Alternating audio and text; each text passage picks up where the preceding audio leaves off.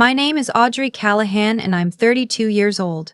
Have you ever watched someone hand your entire life's work to a stranger in a room full of people who knew exactly what they were doing and nobody said a word? 8 months ago, at my mother's foundation gala at the Harrington Hotel in downtown Chicago, I sat at table 16. That's the table they put near the coat check. The one where the noise from the lobby bleeds through every time the door swings open. There was no program at my seat, no welcome card, just a chair and a water glass someone had already fingerprinted. 312 people filled that ballroom. My mother stood at the podium in her cream Armani blazer and announced that she was transferring chairmanship of the Callahan Family Foundation. 40 years of work, $44 million in charitable assets, to my younger half-sister. Then she raised her glass and said, "To the future and the people willing to build it." Everyone stood. Everyone clapped. She didn't look at me. I sat at table 16 with my hands folded in my lap and I thought, you planned this. This whole night, she planned this. My husband Reeve sat beside me. He put one hand over mine. Very still. Very quiet. He'd been quiet for 3 weeks. I should have noticed sooner what that meant. This didn't start at the gala. It started with a voicemail I almost didn't save. It was a Wednesday, early October, 6:48 in the evening. I'd just gotten home from the hospital. I'm a pediatric occupational therapist. I work with kids who have sensory processing disorders, motor delays, kids who need 18 months to learn how to hold a crayon. I was still in my scrubs, eating leftover rice at the kitchen counter when my phone buzzed. The voicemail was from my mother's assistant, a woman named Petra who'd worked for her for 11 years. Not my mother. Her assistant. "Hi Audrey, this is Petra calling on behalf of Margaret. She wanted me to let you know the Foundation's annual Legacy Gala has been moved to November 8th. It's at the Harrington, black tie, 7 o'clock. She'd love for you and your husband to attend. RSVP by Friday." I played it twice. "She'd love for you to attend." Through her assistant. With a Friday deadline. Reeve looked up from his laptop at the kitchen table. "Who was that?" I held the phone out to him. He listened. Set it down slowly. "She didn't call you herself." "No." He didn't say anything else. He does that, Reeve. He holds things. He turns them over before he speaks, and sometimes he doesn't speak at all. He just makes a note somewhere I can't see. "Do you want to go?" he asked. I looked at the phone on the counter. Legacy Gala, the foundation my mother had built from her own inheritance, from her parents' estate. From 40 years of grant writing and donor relationships and board meetings, she flew across the country for twice a month. The foundation I'd grown up hearing about at the dinner table, the one I'd volunteered at through college, the one I'd assumed, without anyone ever saying so out loud, would one day have some part of me in it. "I don't know," I said. "Part of me thinks maybe this is her trying. Like, she went through Petra because that's just how she operates. Everything formal, everything scheduled. Maybe this is her version of reaching out." Reeve was quiet. "And part of me," I said, "knows better." "So which part wins?" I picked up the phone. Looked at the message again. Black tie. The Harrington. This wasn't a family dinner. This was a production. "I want to go," I said. "I know I shouldn't. But I want to." He nodded once. "Then we go." That night, he was on a call until past midnight. His office door was closed, but I could hear the low register of his voice, the same tone he uses for client negotiations. When he came to bed, I asked if everything was okay. He said it was just some research he was finishing up. I didn't ask what kind. I should have. Over the next 2 weeks, I noticed things I filed away without examining. Reeve printing documents and folding them into his laptop bag. A name I didn't recognize on a letterhead. I caught a glimpse of on his screen. Meridian Charitable Trust. He closed the laptop when I came in. Not guiltily, just quickly. Privately. "What's that?" I asked. "Background reading," he said. "I want to understand the landscape before we walk into that room." I thought he was being protective. Thoughtful.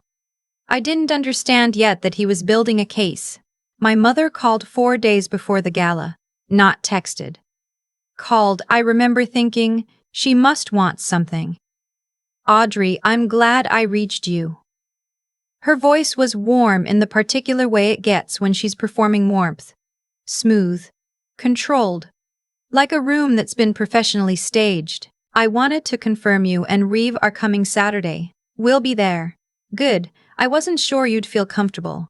It's quite a significant evening, board members. The mayor's office sent a representative, several of our larger institutional donors. But I'm sure it'll be a lovely opportunity for you both.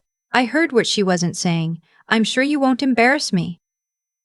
It sounds wonderful, I said. Courtney will be sitting at the family table, of course.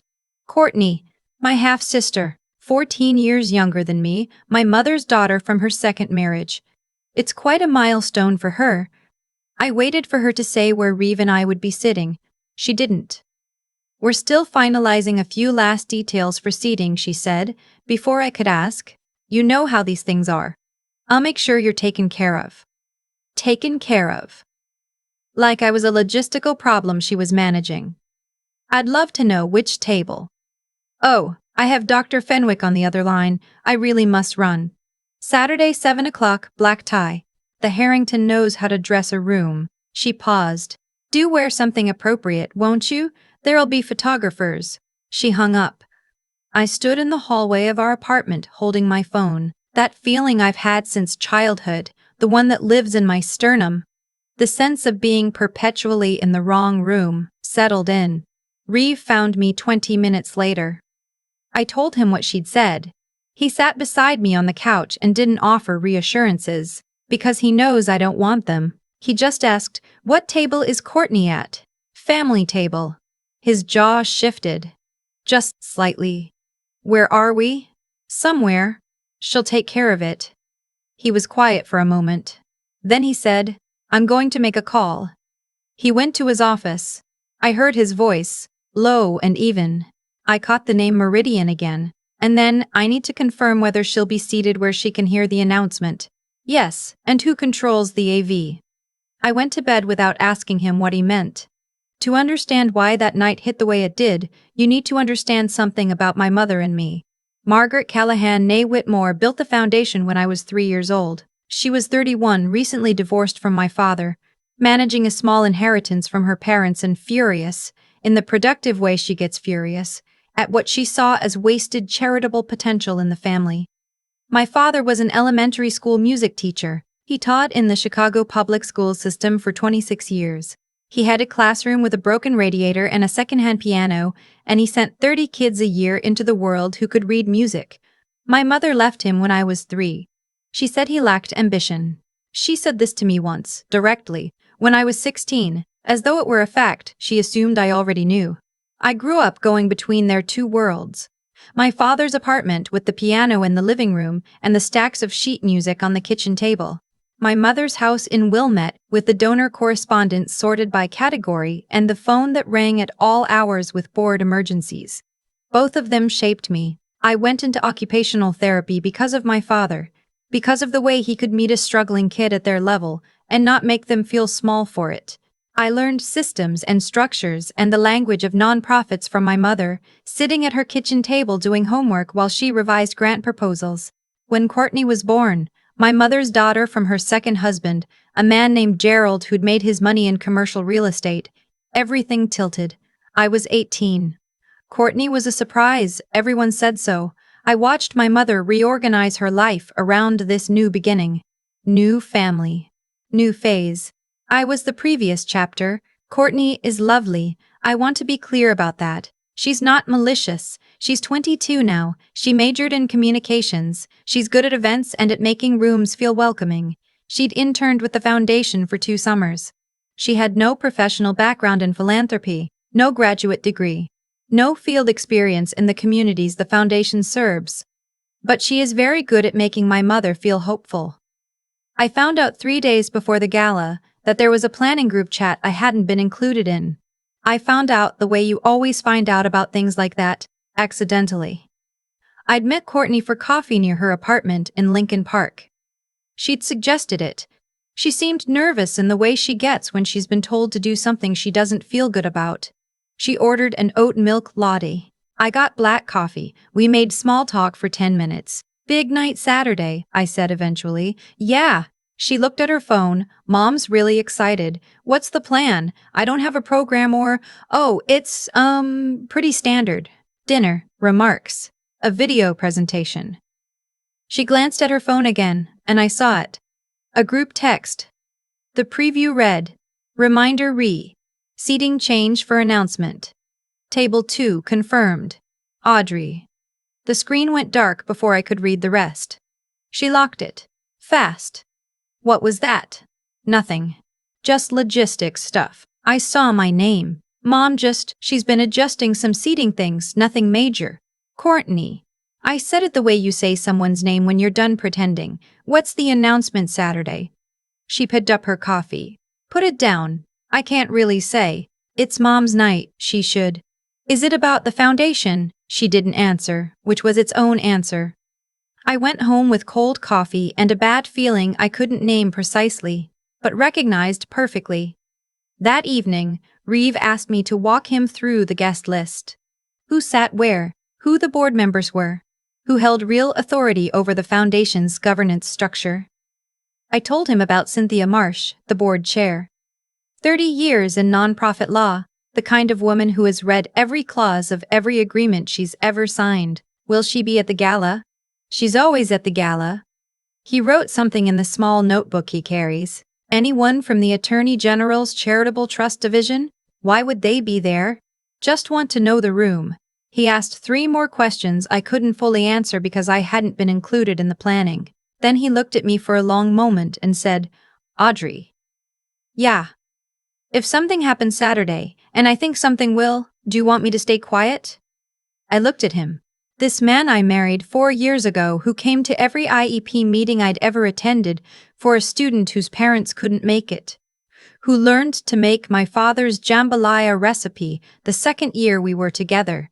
Who had never once needed to raise his voice to make a room pay attention. I don't want to make a scene, I said. That's not what I asked. I know my family, Reeve. You know your family, he said. But you've been managing them alone for a long time. You don't have to.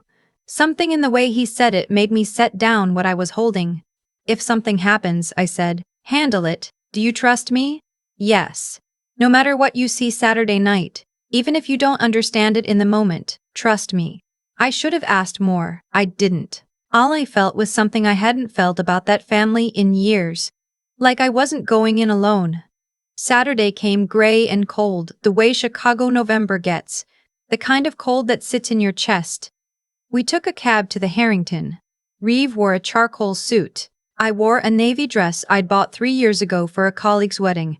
I'd thought about buying something new and then decided I wasn't going to perform being good enough for her. The Harrington's ballroom entrance had a step and repeat banner, Callahan Family Foundation, 40 years of impact. There were photographers. A woman with a clipboard checked names at the door. She found mine after a pause. Audrey Callahan Marsh. Another pause. And guest? My husband. Reeve Callahan Marsh. She looked at the list again. He's not. She checked the back page. I can add him as +1 general. Reeve's jaw tightened once and then released. We're married, I said. Very evenly. Of course. Just let me note it. She waved us through without taking our photo. Inside, a seating chart on a tall easel. Gold calligraphy. Tables 1 through 6, Board of Directors and Distinguished Donors. Table 2, Callahan Family and Foundation Leadership. My eyes moved down. Table 16. My name, handwritten in a different pen than everything else, like a correction. Reeve read it. He took my hand. Not gently, firmly. The way you hold something, you're not going to let anyone take. Table 16, I said. I see it. That's the coat check side. I know. To reach table 16, we walked the entire length of the ballroom, past table 1 where Cynthia Marsh sat with the board, past table 2 where my mother sat with Gerald Courtney in a pale gold dress that matched the centerpieces, a detail that had clearly been coordinated. My mother saw us. She smiled. Not the warm kind. Courtney looked at her hands. Table 16 was exactly what I'd expected. The noise from the lobby every time the coat check opened. Folding chairs.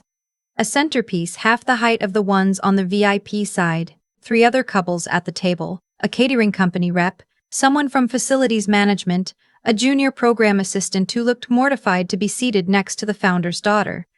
There was no name card at my seat. The facilities manager's wife noticed. "Oh, did they forget?" "It's fine," I said. "It wasn't fine." Reeve leaned close. "No matter what happens tonight, I need you to trust me." "You keep saying that." "Because I mean it." The lights dimmed.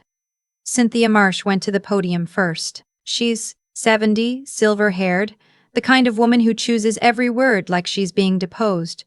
The room quieted immediately. 40 years ago, Margaret Whitmore Callahan sat in a law office in Evanston and signed the incorporation papers for what would become one of the most impactful family foundations in the Midwest.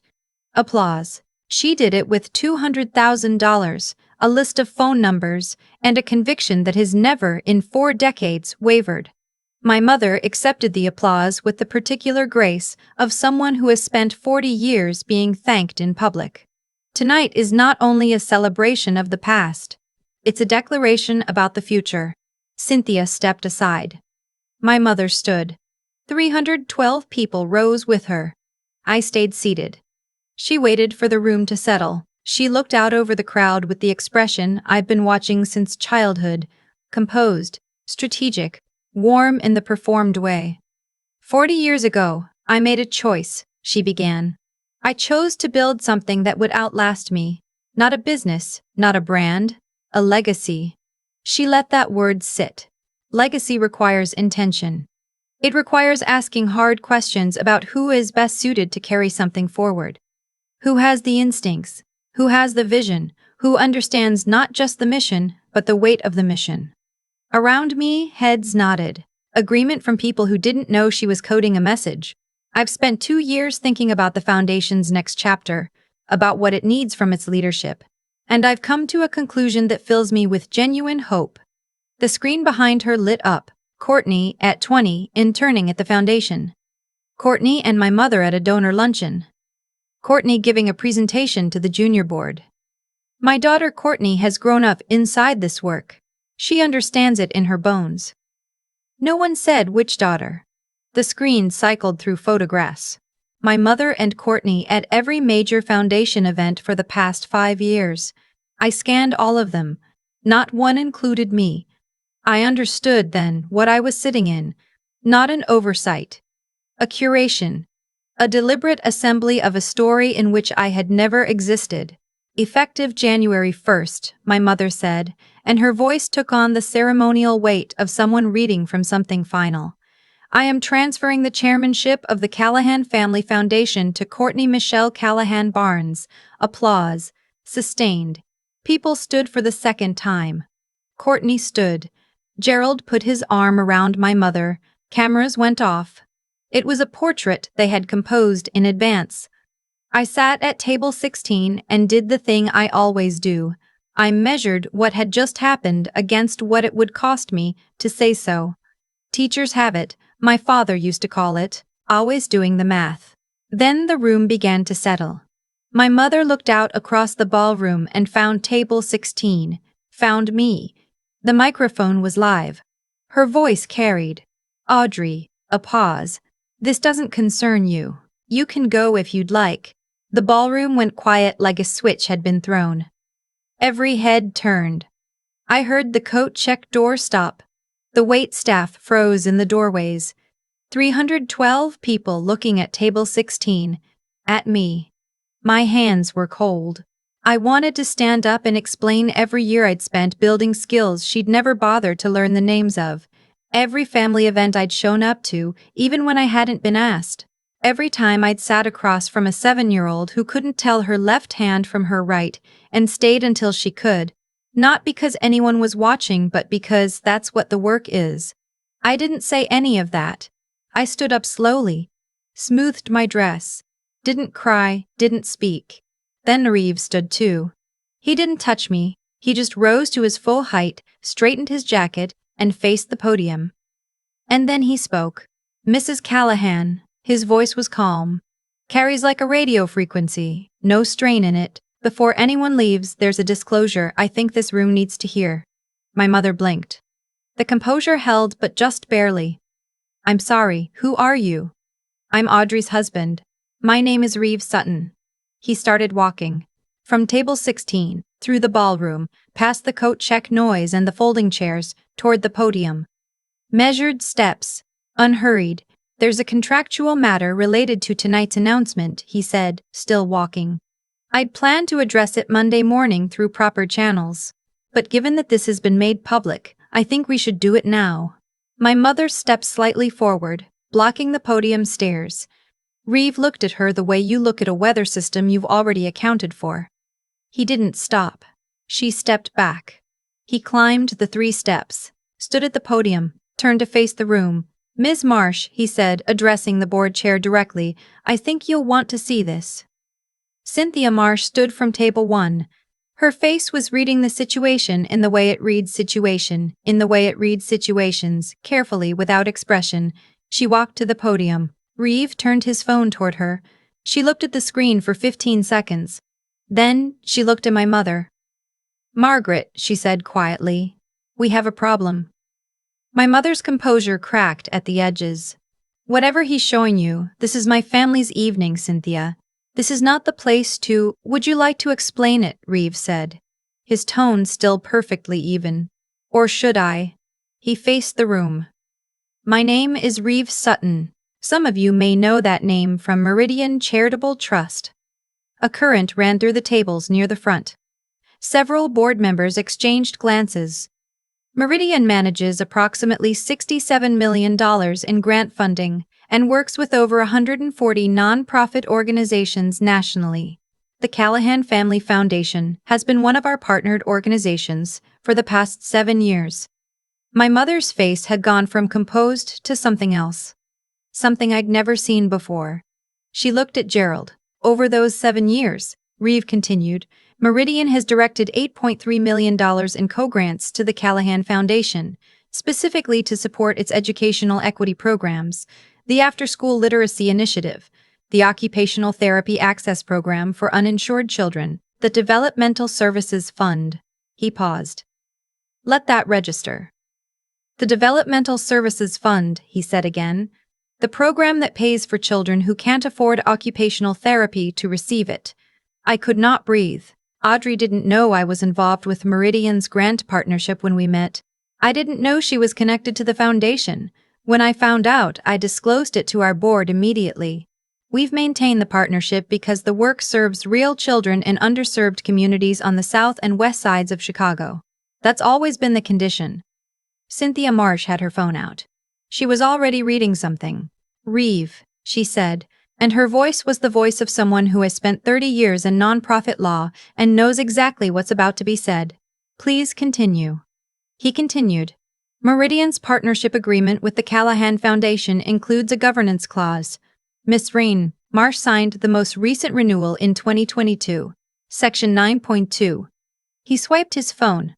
The screen behind the podium, still live, showed a document. Official header. Meridian Charitable Trust. Section 9.2. Leadership transitions at partnered organizations receiving Meridian grant funding require advance notice of no fewer than 90 days. Incoming leadership must demonstrate a minimum of 5 years documented experience in the Foundation's core service areas or comparable professional qualification approved by Meridian's board. He set the phone down. 5 years of documented experience in educational equity, developmental services, or direct service in underserved communities. He looked at Courtney, not unkindly. Courtney has 2 summer internships and a communications degree. He turned toward table 16, toward me. Audrey has 11 years of clinical practice as a pediatric occupational therapist in Title I school districts, primarily on Chicago's South Side. She has written and secured 4 grants totaling over $280,000 in clinical services for children without insurance access. I heard someone at table 4 say, softly, she's a therapist. Another voice, for kids? The same kids the foundation, the same, Reeve said. He hadn't heard them, but the answer was the same. In this room tonight, there is exactly one person who meets the qualifications required under Section 9.2 of our partnership agreement. He didn't gesture toward me. He didn't need to. And she was just asked to leave. The ballroom was completely still. This announcement, as made tonight, constitutes a material deviation from our partnership agreement. Meridian's board has the right to suspend all active co-grant funding pending compliance review. He looked at Cynthia. That is $8.3 million over 5 active programs, Ms. Marsh. The Developmental Services Fund alone serves 340 children. Cynthia's face was stone. She turned to my mother. My mother found her voice.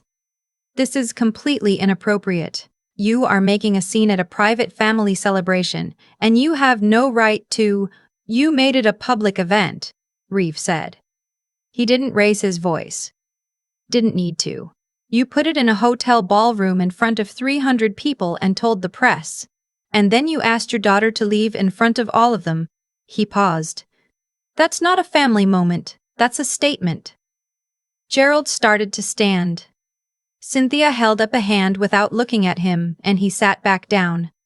Margaret. Cynthia's voice was very quiet and very clear. My office. Monday at 9. Bring your attorney and Gerald. She looked at Courtney, not unkindly. You too, sweetheart. Courtney's face had gone white. She looked at Reeve, then at me, then at her hands. I didn't know, she said. Her voice was small. About the clause. About any of it. Dad said it was handled.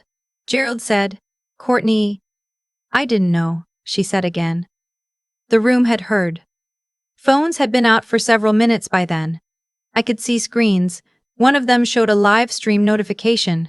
I heard someone at table 7 say, "It's at 40,000 already." My mother turned to the AV tech and made a sharp gesture toward the screen. He looked at Cynthia. Cynthia shook her head once, slightly. The screen stayed on. What do you want? My mother said, finally. Her voice was controlled, but the architecture of it had changed. I'd never heard her sound like that before. Like something underneath had shifted. Reeve answered immediately. 3 things. First, the transfer of chairmanship is suspended, pending a governance review that follows Section 9.2. Second, the Foundation issues a statement accurately acknowledging Audrey's professional qualifications and the work she does. Third. He paused. You leave her alone. If she wants to be involved in the Foundation, that's her choice, on her terms. If she doesn't, you accept that too. The room was very quiet. Cynthia looked at my mother. Can you do those 3 things, Margaret?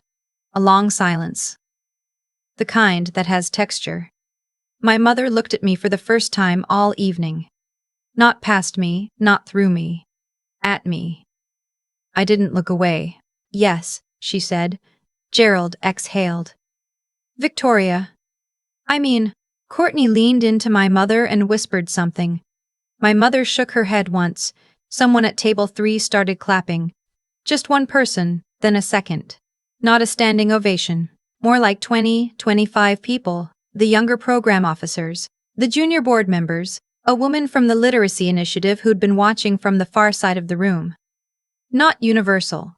The old guard stayed still, but enough to be heard. I stood from table 16, smoothed my dress, lifted my chin. I walked, not toward the exit, not toward the podium. I walked toward Reeve, through the center of that room, past every table, every face, my heels on the marble. I didn't hurry, I didn't perform. I reached him, he offered his arm. I took it. We walked toward the main exit through the center of the ballroom, the full length of it. We passed the family table. My mother was still at the podium. She watched us walk out and didn't speak. Courtney, as we passed, said, Audrey. Just my name. I stopped. I'm sorry, she said.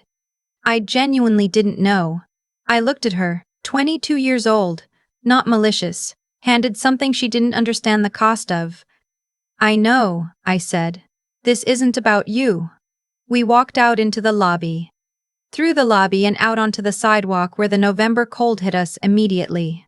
I didn't cry until we were in the cab, and then only for about 45 seconds, which felt like exactly the right amount. The clip circulated by morning. By Sunday evening, it had been picked up by 3 nonprofit industry newsletters and 1 local news segment. Governance dispute disrupts Chicago Foundation Gala. Husband's intervention exposes qualification gap in nonprofit leadership appointment. The comments were, as they usually are, everywhere at once. But a thread I saw from pediatric therapists and teachers and social workers was different. Just people saying, finally. My mother held a board meeting the following Wednesday. I was not invited, but Cynthia called me Thursday morning to tell me what had happened. The chairmanship transfer was tabled pending a 6-month governance review. The Meridian funding remained active. An outside nonprofit consultant had been brought in to assess leadership succession. My mother called me 2 weeks later. She called herself this time. I'd like to meet, she said. Okay. Can we do coffee?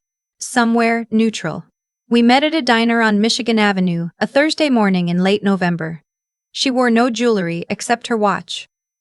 That was how I knew she was trying. She'd printed out a copy of my CV from the hospital's website. She set it on the table between us. I didn't know, she said, about the grant work. The specifics. You didn't ask.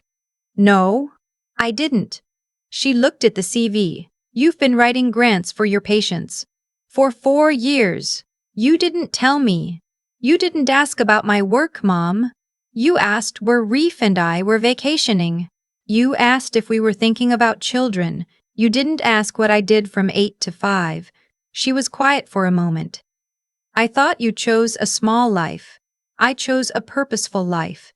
They're not the same thing. She nodded. Slowly. I know that now. Knowing it now and acting on it earlier are different things. Yes. She looked at the table. I owe you an apology that I've been, for some years, not ready to give. I'm listening. She apologized. It took a while. She talked about the divorce from my father, and the years of building the foundation, and how she had, she said, told herself a story in which ambition and impact were synonymous, and in that story, people like my father, people like me, had been filed incorrectly. She said it carefully, the way she says everything, but something underneath it was different. Something was cracked open, and she wasn't trying to close it. I need you to know, I said when she'd finished, that I don't need the foundation. I don't need your recognition. I have patients whose parents cry in my office because their kid just picked up a pencil for the first time. That's not small. That was never small. I know that now. But I needed you to see me, not my title, not the foundation's org chart, me. And you spent 30 years deciding I wasn't worth seeing. She wiped her eyes. My mother does not cry in public. She did it once and then stopped. I know. I was wrong. We finished the coffee, she paid. Can we try again? She asked. Slowly. Slowly, I said. And if you ever again make my worth conditional on your approval, I'm done. For good. Understood. We left the diner separately. I don't know if we'll build something. Maybe. Maybe not. But I left on my terms, which was the first time in 32 years I'd done that with her. I'm still at the hospital. Same patients, same Title I schools. I contract with on the south side. Same salary that makes my mother's friends look briefly uncomfortable when it comes up. Reeve brings lunch to my clinic sometimes on days I forget to eat. The kids call him the tall one. He sat in a tiny plastic chair last month helping a 6-year-old with a pegboard while I finished a session note. That's just who he is. The Callahan Foundation completed its governance review in the spring. The new succession framework requires demonstrated field experience. It's a real requirement now, written into the bylaws. Cynthia made sure of that. I was asked to join the program advisory committee. Not the board. Advisory. I said I'd think about it, and I'm still thinking. The work matters. When my mother in New York, Appalachian Twive. I've a last depression Westjunt. My father came to visit last month. I showed him the news clip on my phone. He watched the whole thing at the kitchen table, and when it was over he was quiet for a long moment. Your husband, he said finally. Yeah. He used a contract clause. He did. My father laughed, the real kind, the kind that comes from somewhere below the chest. Your grandfather would have loved that. We made dinner. My father played the piano after. Reeve sat in the kitchen reading and didn't complain about the noise once. There's a photo on my windowsill at the clinic now. My father and me, at my graduate school hooding ceremony. He's wearing the same blazer he wore to my college graduation. Slightly tight in the shoulders by then. We're both laughing at something the photographer said. My patients don't know about the video. They're 6 and 7 and 8. They know I help them practice holding scissors and buttoning coats and sitting still long enough to hear a story. One afternoon, a little boy, I'll call him Marcus, though that's not his name, looked up at me during a session and said, completely out of nowhere, "My dad says you're famous." "I'm not famous," I said. He showed me a video. That was just something that happened. He considered this. When my brother graduated, my father bought head Oldatil. A little. But I had someone with me. He nodded like that made complete sense because at 6 years old it does make complete sense. That evening Reeve asked how my day was, and I told him about Marcus, and he smiled in the quiet way he smiles. The one that doesn't need an audience. We ate dinner, did the dishes, went to bed early because I had a full eval schedule in the morning. My work is not impressive in the way my mother's world measures impressive. I don't manage millions of dollars. I don't sit on boards. I have an office the size of a large closet and a waiting list of families who've been told their child doesn't qualify for school services and have nowhere else to go. And that's enough. It has always been enough. I just spent a long time letting someone else convince me otherwise. Legacy isn't a gala. It's not a chairmanship or a transfer of $44 million in front of 300 people in black tie. It's the kid who couldn't hold a crayon who walks into first grade and raises his hand. That's what lasts. That's always been what lasts. I've thought about that night a lot since November. Not obsessively. I don't have the energy for obsessive anymore, and honestly my Tuesday caseload doesn't leave room for it. But in the quiet way, you think about something that changed the shape of things. What I keep coming back to is this. Nothing that happened at the Harrington was an accident. Not the bad parts and not the good parts either. My mother spent years building a story about what mattered. Prestige, titles, the kind of legacy you could put on a banner. She told herself that story so completely that she stopped being able to see what was right in front of her. That's not villainy. That's what happens when you let one idea about worth go unchallenged for long enough. It calcifies. It starts making decisions for you, and eventually it costs you something you can't get back. I used to think I was the one paying the price for her story, and for a long time I was. I showed up to events I hadn't been invited to plan. I kept my work quiet in rooms where it wouldn't be valued. I made myself smaller so she wouldn't have to reckon with the fact that a different kind of life could also be a full one. That's on me. I did that for years because I thought if I just kept being patient, kept showing up, something would shift. What actually shifted things was stopping, deciding that my worth wasn't something I needed to argue for. That if the room couldn't see it, that was the room's problem. Reeve understood something I hadn't let myself understand yet. He didn't go to that gala to make a point. He went because he'd quietly, methodically spent weeks understanding the full picture, not out of a desire to win something, but because he believed that the truth, laid out clearly, is usually enough. That's what intelligence actually looks like in practice. Not cleverness. Not performance. Just the willingness to do the work of understanding before you open your mouth. And Courtney, I think about her too. 22 years old, handed something she didn't know the weight of, sitting at that table saying I didn't know in a voice that was completely honest. She wasn't the villain of the story. She was just someone who hadn't been given the whole picture either. That's what happens when the people with power decide to manage the information instead of share it. Everyone downstream ends up operating on partial truth. What I believe, and what that night confirmed for me, is that the choices we make about how to treat people don't disappear. They compound. My mother's decades of choosing performance over presence, prestige over actual service, didn't culminate in some dramatic reversal just because Reeve had a contract clause. That was just the moment it became visible. The accumulation was always there. And my choices compounded too. 11 years in a clinic on the south side. 4 grants written at my kitchen table.